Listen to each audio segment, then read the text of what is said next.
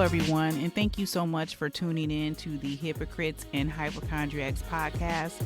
This is your host, Antea Evelina, and I am grateful for today's journey. Well, once again, friends, thank you so much for tuning in to the Hypocrites and Hypochondriacs podcast. I hope you had an opportunity to check out our previous episode that was launched last week. It was titled Share Your Fruit. And in that particular episode, I did unpack 6 rules of engagement that will help you to effectively share your fruit. Also, last week, we launched our website, don'tbelievethehypo.com. So when you get an opportunity, please go over to our website and check it out. Also, make sure that you follow us on Instagram and Facebook.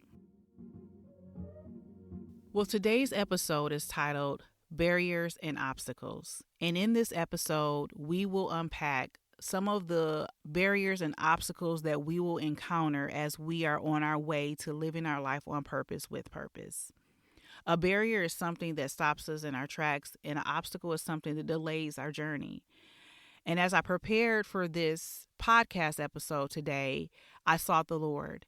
And where I did want to address one thing that we tend to deal with as we're sharing our fruit, the Lord revealed another.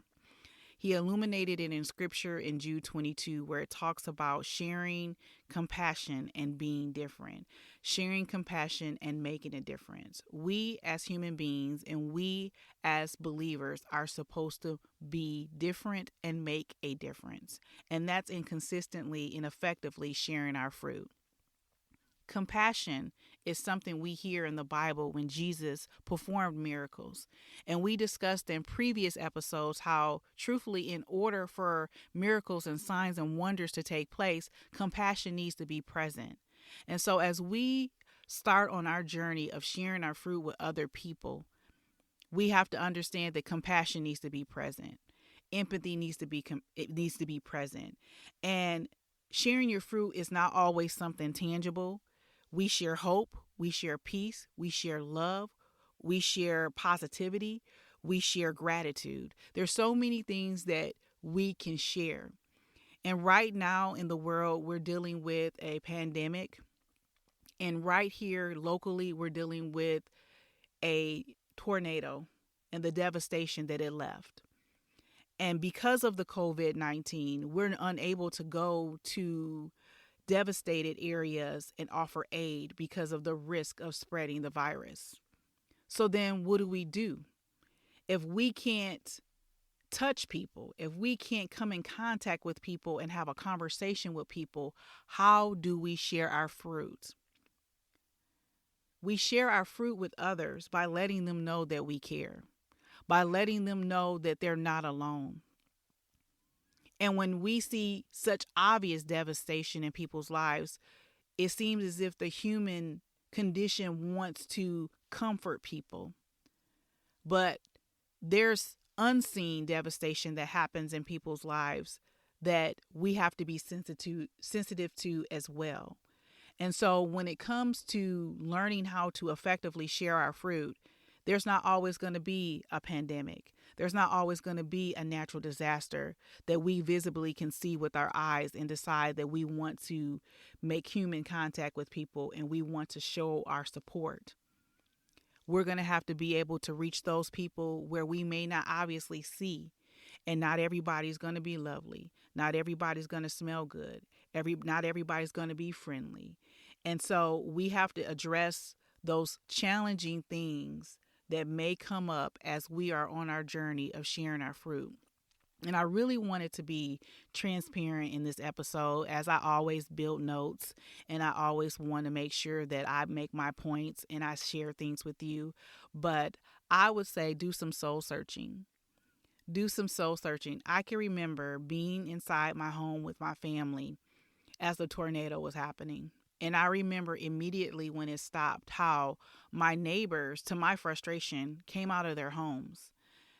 And where I thought that they were just coming out of their homes unnecessarily, what they were doing was they were coming out to check on others. And you heard conversation, hey, are you okay over there? Hey, are you guys all right? You know, they were doing post checks on who was okay because they knew that something dramatic had happened. And that's what we have to do in our day-to-day lives is we have to constantly do post checks to make sure that people are okay, that we have to check on people.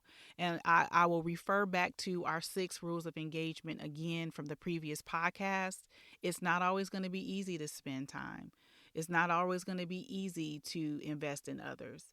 It's going to be challenging. It may be inconvenient, but it's totally necessary. Because once my neighbor was like, "Hey, are you guys okay down there? Do you need some candles?" I kind of like my mind shifted and I was like, "That's right.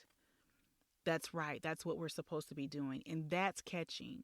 And so as we do it, then it makes it obvious to others what they should be doing. Well, everyone, thank you again for listening to the Hypocrites and Hypochondriacs podcast. I will tell you that I did have my own agenda in regards to what I would talk about today. I knew that the subject at hand would be barriers and obstacles, and I had yet not known what the details of it would be. I had no idea that a tornado would happen and it would be literal barriers and obstacles in our way.